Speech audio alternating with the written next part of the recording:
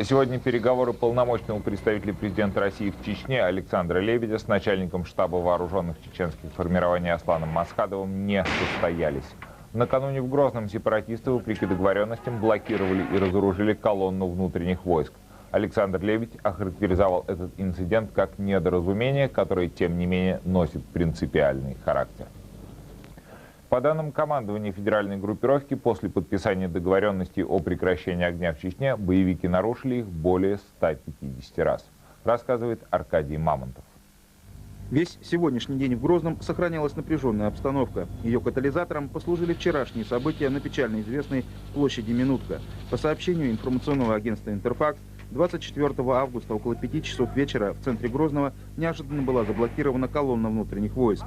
Боевики, взяв под прицел военнослужащих, потребовали сдать оружие. В результате у дудаевцев оказалось 58 автоматов и винтовок, около 10 ручных пулеметов и 15 гранатометов.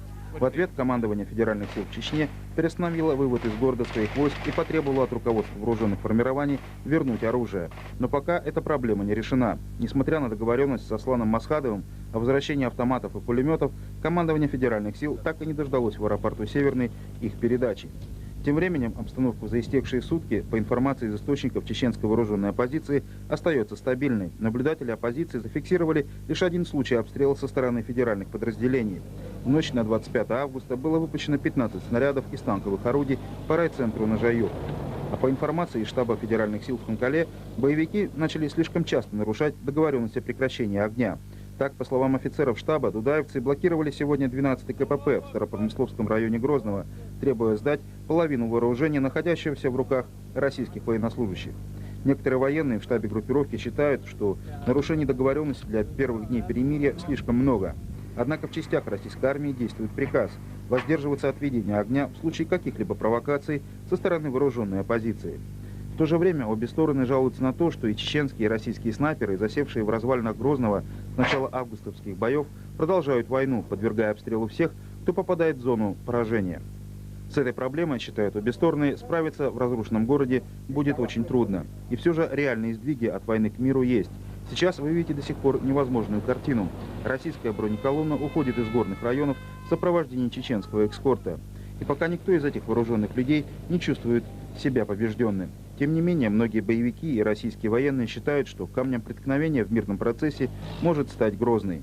От того, как решится проблема с захваченным оружием и как будут работать совместные комендатуры в столице республики, зависит весь ход мирных переговоров. А пока обе стороны мало доверяя друг другу, находятся в полной боевой готовности. Аркадий Мамонтов, телекомпания НТВ. Решение по блоку политических вопросов возникли трудности юридического характера. Подписать пустой документ и образовать таким образом скандал мне не хотелось бы. Я сейчас лечу в Москву с тем, чтобы заняться этой серьезной работой. И вернуться сюда, имея на руках документ, который будет одобрен главным государственным правовым управлением, премьер-министром, МИДом, Министерством по делам национальности. Я полагаю, что после всех этих согласований президент его одобрит. Переговоры Лебедя и Масхадова по выработке политического документа начались вчера вечером. Официально никакие подробности проекта соглашения не разглашались. Вчера главы делегации даже отказались от своего обычного выхода к прессе. Пресс-секретари Лебедя и Масхадова Александр Бархатов и Мавлади Удугов объявили, что переговоры идут успешно, но говорить о каких-либо результатах рано. Однако, как нам стало известно, суть предложения Лебедя к чеченской стороне сводится к тому, чтобы отложить решение проблемы политического статуса Чечни. Определять его Лебедь предлагает путем принятой во всем мире процедуры, через референдум и другие правовые акты. Чеченская сторона при этом настаивает на применении в этом процессе норм международного права. По-видимому, все эти юридические тонкости и хочет уточнить Лебедь в Москве. Секретарь Совета Безопасности также заявил, что хочет застраховать судьбу соглашения.